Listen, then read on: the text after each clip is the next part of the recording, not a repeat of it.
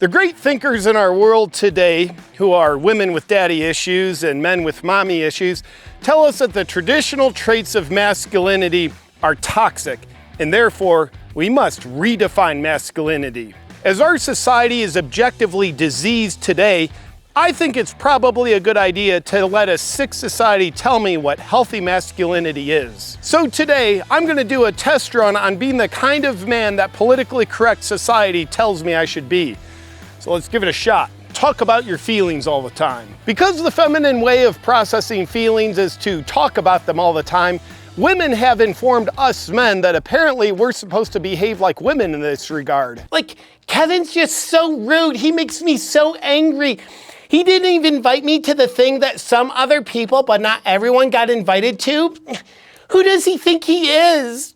Yeah, that feels more appropriate and more effective than getting physical aggression out through exercise or strenuous activity. Strength equals weak masculinity. Long gone are the days when physical strength is part of healthy masculinity. Society tells us that the only reason why men would have the desire to get stronger is so that they can punch harder in their domestic violence endeavors. Couple that with the newfound science that informs us that working out is far-right extremism, and you'll realize that having healthy masculinity means you look at opportunities to get stronger and you just say no.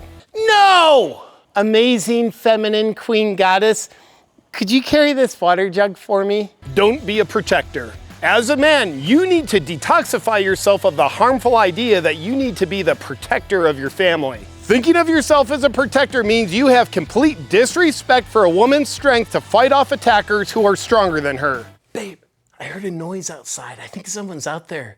Can you go check? Don't be a provider. If, as a man, you think of yourself as a provider, you are just strengthening the inequality of the gender pay gap, and it's disgusting. Instead, you should have the strength to embrace letting your woman provide for you. Thanks for giving birth to the kids, mothering them, and taking care of the house. But when you get a minute, could you go back to work? Our bank account's getting kind of low. If chivalry isn't dead, kill it. Chivalry is just unchecked misogyny. Opening doors and things like that for women comes from your complete disrespect and hatred for women. And it means that you assume that they're too weak to do those things for themselves. Oh, but I meant it as a gesture that symbolizes care and kindness towards my lady. Yeah, right, you toxic bastard. You think your lady is too mentally unstable to provide care and kindness for herself? I left the toilet seat up for you because I don't want you to think that I think you're too weak and incapable of putting it down for yourself. You're welcome. Keep your perspectives to yourself. Asserting yourself and representing your point of view is basically domestic violence, so don't do it. Instead, be a passive, flaccid, obedient little bitch of a man who always lets your lady put you in your place. You know, I can see how the way I see it is definitely wrong. I think it is always my fault.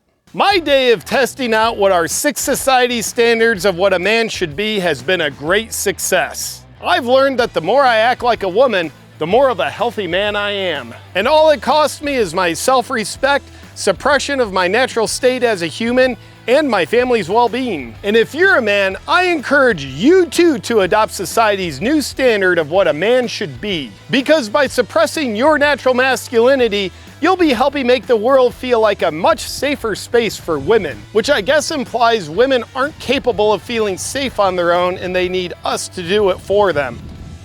But we're not gonna think about that right now. I'm someone who likes to take charge of my health, and there's only so much time in the day. So one of the number one ways I've found that gives me the most bang for my buck elevating my health is with infrared saunas.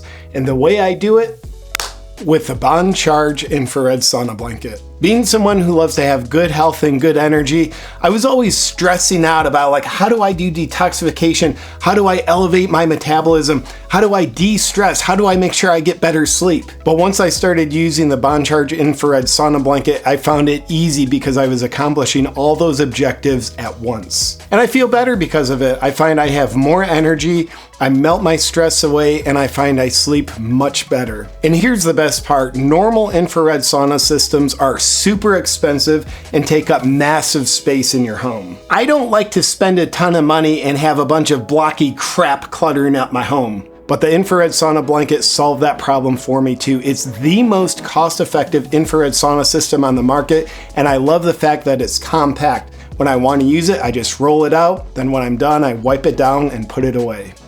And if you would like to quickly and easily and inexpensively bring the amazing benefits of infrared saunaing into your life, just go to bondcharge.com/JP to get yourself an infrared sauna blanket. And while you're there, be sure to use the discount code JP for 15% off. Happy health and healing, my friend.